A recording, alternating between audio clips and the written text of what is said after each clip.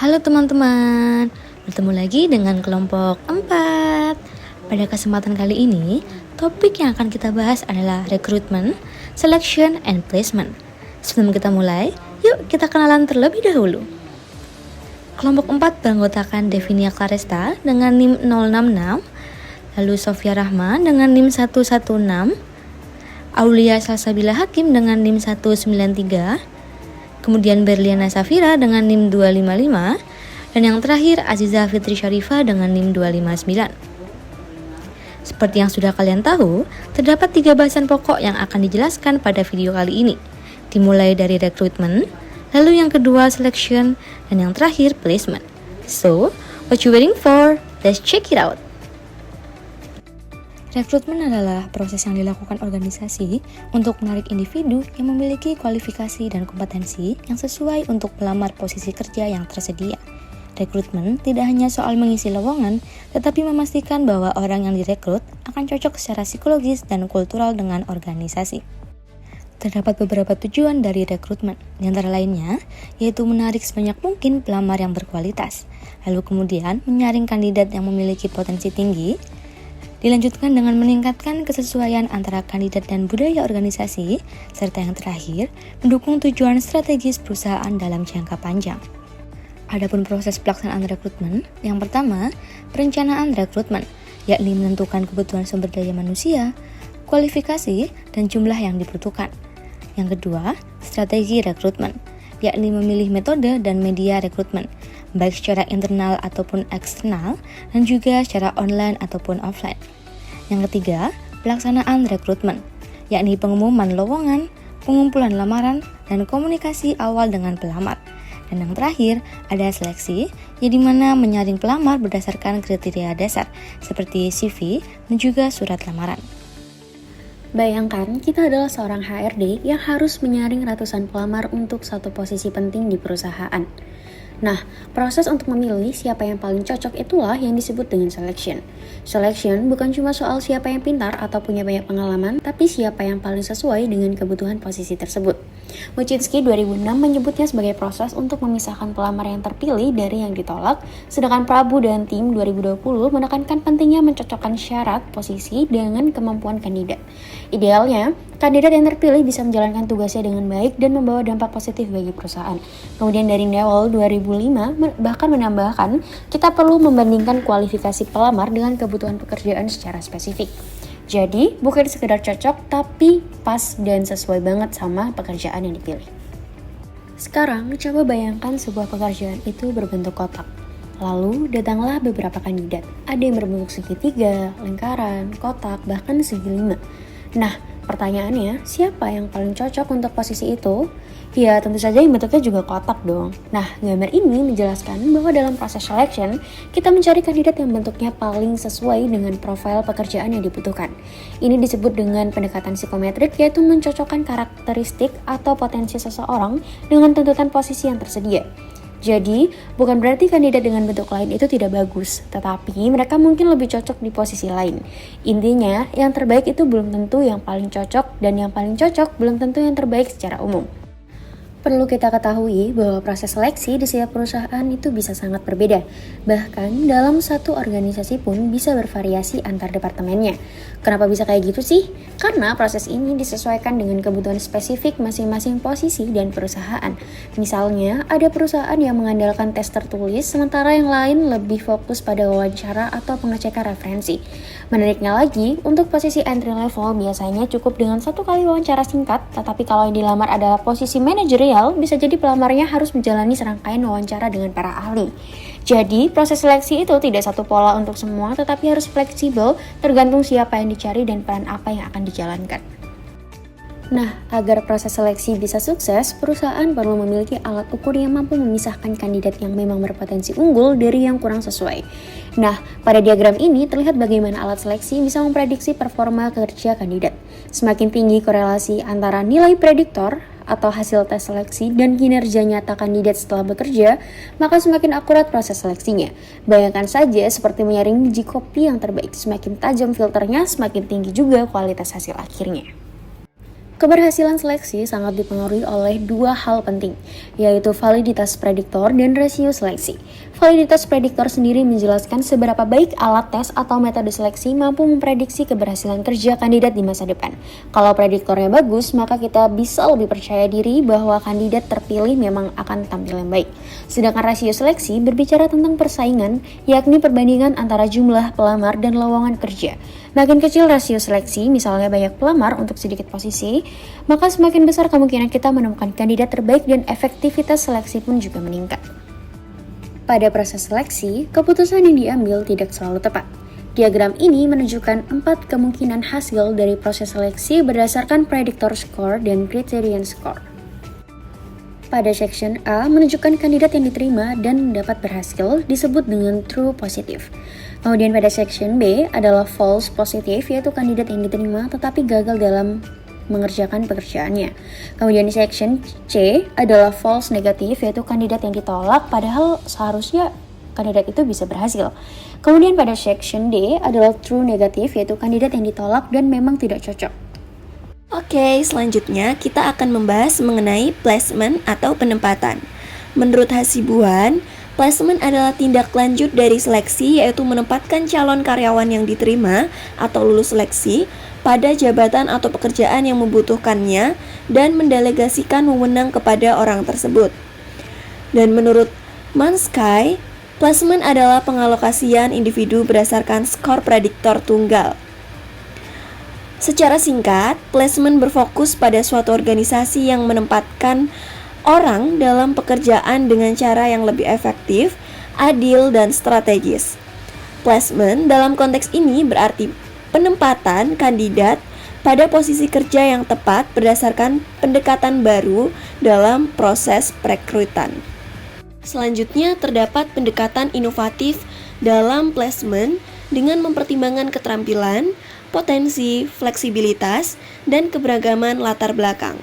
Tujuannya sendiri adalah untuk menciptakan sistem perekrutan yang lebih inklusif, efisien, dan adaptif terhadap tantangan zaman.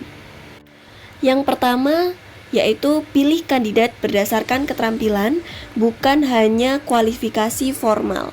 Maksudnya di sini adalah banyak perusahaan terlalu bergantung pada gelar dan pengalaman kerja sebelumnya. Nah, di sini disarankan agar perusahaan itu dapat fokus pada keterampilan nyata, sehingga penempatan kandidat itu menjadi lebih tepat sasaran. Nah, yang kedua ini adalah pertimbangkan jalur karir non-tradisional. Nah, hal ini tuh menekankan pentingnya membuka peluang bagi kandidat dari latar belakang non-konvensional, misalnya lulusan bootcamp, veteran, atau individu yang sempat keluar dari dunia kerja, sehingga dapat menempatkan mereka pada posisi sesuai dengan potensinya. Yang ketiga, gunakan evaluasi langsung untuk memastikan kecocokan. Nah, untuk mendapatkan penempatan yang lebih akurat, perusahaan itu disarankan untuk dapat menggunakan simulasi pekerjaan atau uji keterampilan, bukan hanya wawancara tradisional. Berikutnya, yang keempat adalah berikan penempatan fleksibel. Fleksibilitas seperti kerja jarak jauh, kerja paruh waktu, atau model hybrid menjadi strategi penting dalam menarik dan mempertahankan talenta.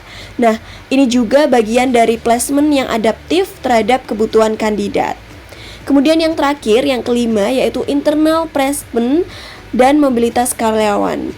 Alih-alih hanya merekrut dari luar, organisasi itu didorong untuk memetakan bakat internal dan memberi kesempatan promosi atau rotasi kerja sebagai bentuk penempatan ulang yang strategis. Nah, jadi kita udah bahas nih terkait recruitment, selection, dan placement. Selanjutnya, kita akan bahas terkait contoh kasus penerapannya nih. Jadi, ada penelitian yang telah dilakukan untuk menganalisis proses rekrutmen dan seleksi pada karyawan PT Swabina Gatra Gresik. Di sini, peneliti berusaha untuk melihat apakah proses rekrutmen dan seleksi sudah sesuai dengan standar pekerjaan dan spesialis yang diberikan nih teman-teman. Sebelumnya, kita perkenalan dulu dengan PT Swabina Gatra.